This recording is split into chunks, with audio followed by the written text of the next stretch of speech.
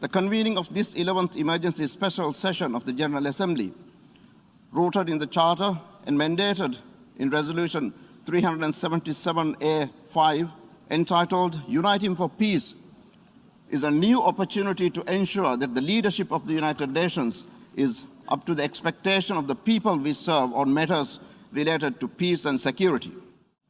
We are now in the 76th year of the existence of the United Nations. Let us remind ourselves that we founded the United Nations to maintain international peace and security, and to that end, to take effective collective measures for the prevention and removal of threats to peace. We are facing a tragedy for Ukraine, but also a major regional crisis with potentially disastrous implications for us all. Yesterday, Russian nuclear forces were put on high alert.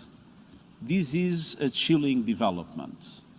The mere idea of a nuclear conflict is simply inconceivable. Nothing can justify the use of nuclear weapons. We have been prompted to call for an emergency special session as the level of the threat to the global security has been equated to that of the Second World War, or even higher, following Putin's order to put and alert Russian nuclear forces. What a madness! If he wants to kill himself, he doesn't need to use nuclear arsenal. He has to do what the guy in Berlin did in a bunker in May 1945. The Russian delegate will speak shortly. Putin has done everything to delegitimize the Russian presence in the United Nations. But I wonder if the Russian presence in the United Nations has ever been legitimate. I wonder if ever this assembly voted in accordance with paragraph 2 of Article 4 on admission of the Russian Federation to the United Nations, either in December 1991 or in January 1992, or wherever thereafter. I want to ask the delegates whose countries voted for admission of the Russian delegation to the United Nations to raise their hand, to confirm that Russia was admitted to the United Nations according to the Charter. Please, gentlemen, ladies and gentlemen, please raise your hand if your country voted in the formal session of the General Assembly in reply to the letter by President Yeltsin dated December 24, 1991, when he told the United Nations that Russia would like to be a continuator state of the demised Soviet Union. Anyone? Shall I put my glasses if my vision fails me and I don't see any hand raised? Any country? Anyone voted for Russian membership? I leave you with that, and think about it when you listen to the Russian delegate.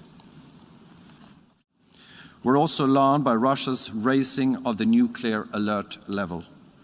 We call on Russia to de-escalate and to immediately return to the previous alert level of its nuclear arsenal and to avoid any actions that could risk the safety or security of the nuclear power plants in Ukraine, a non-nuclear weapon state under the Nuclear Non-Proliferation Treaty.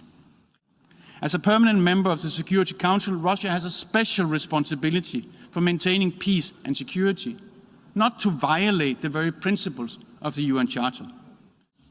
It's also bad because questions of peace and security should be addressed by the Security Council.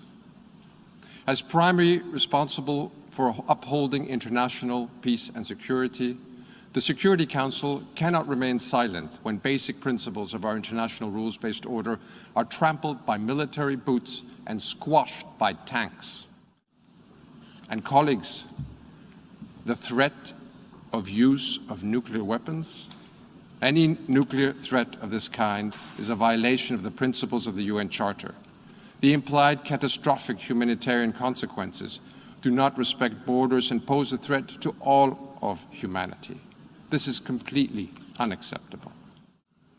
We condemn, in the strongest terms, Mr. Putin's threat of using nuclear weapons. Indeed, it is a very dangerous rhetoric and only further exacerbates the overall security situation. Nothing can justify the use of nuclear weapons. We call upon Russia and upon all nuclear weapon states to refrain from any threat to use these weapons, and certainly from using them. Russia has just joined a declaration of the P5 which reaffirmed that a nuclear war cannot be won and must never be fought. Russia is escalating its aggression by its decision to increase the readiness of its nuclear weapons. Russia's actions are nothing short of the acts of a bully. New Zealand supports the Secretary-General's assessment that these acts represent a clear violation of the territorial integrity and sovereignty of Ukraine and are inconsistent with the principles of the Charter of the United Nations. In standing in support of Ukraine, we are also standing in defence of the UN Charter. We cannot pick and choose when to espouse the centrality of the Charter. This emergency session of the General Assembly is taking place as a direct result of Russia's actions alone. Its ongoing military aggressions threaten not only the peace and security of Ukraine, but that of Europe and of the international community. With the Security Council having failed to deliver against its responsibilities, we, the General Assembly, must now stand up to play our part. New Zealand is a primary co-sponsor of the General Assembly resolution, and we encourage all member states to vote in favour of the resolution.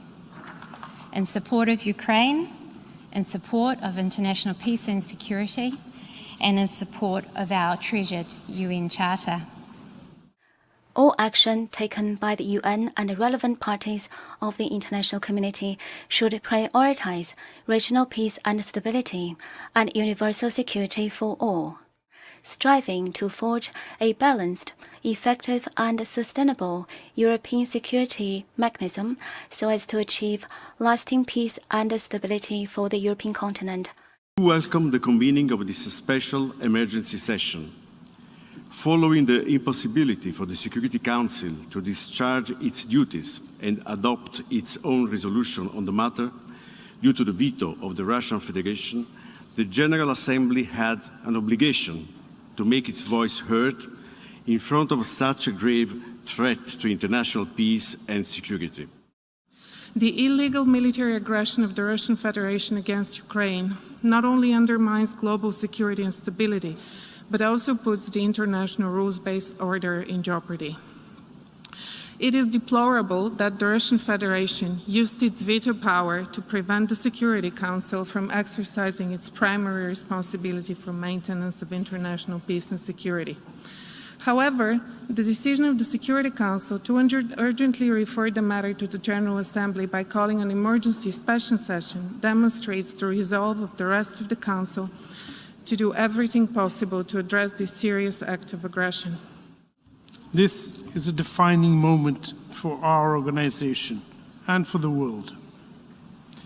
When the drafters of the Charter envisaged our collective security system back in 1945, they probably thought they had seen the worst in terms of tragedy and human suffering. If they were here today, they would doubt that assessment.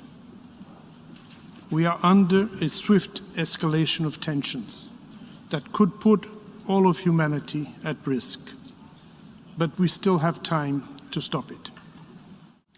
The urgency of the situation convinced us of the need to add the voice of the General Assembly to that of the Security Council in seeking solutions to the crisis in and around Ukraine. No one can deny the primary responsibility of the Security Council for the maintenance of international peace and security, nor the complementary role that this Assembly can play to that end. And the Russian Federation, once again, has prevented the Security Council from exercising its primary duty, that of protecting the peace, that of the maintenance of international peace and security. And the Russian Federation has now turned its threat to Ukraine, Europe, and the entire world with the threat of nuclear weapons use in a flagrant violation of the joint statement of the leaders of the 5 permanent members of the Security Council this past January. Mr. President, it was in January of this year that members of the P5 agreed that a recourse to the nuclear option, to the nuclear threat, to the nuclear possibility was wrong. They admitted that no one could win this kind of confrontation. Just a few days later, President Putin announced that he was going to resort to this threat, directly contrary to what he had promised, signed, sealed, and delivered 6 weeks before. And so here we are, with a war that is a threat to each and every one of us. Stop the use of threats. Take your finger away from the nuclear button and never put it back for as long as you live. Come to grips with the reality of our time, as in more serious and rational moments you have done. Mr. President, it is never too late to stop. It's never too late to make a turn to diplomacy, to dialogue, and to negotiation. The alternative cannot happen. We are meeting today in a historic emergency special session because the UN Security Council was unfortunately unable to discharge its primary responsibility for the maintenance of international peace and security as a result of the veto cast by the Russian Federation. And while it shouldn't have taken something so terrible for people around the world to see what's at stake, now everyone sees it clearly. We see the unity among leaders of nations, a more unified Europe, a more unified West. We see unity among the people who are gathering in cities and large crowds around the world, even in Russia, to demonstrate their support for the people of Ukraine. In the battle between democracy and autocracies, democracies are rising to the moment, and the world is clearly choosing the side of peace and security.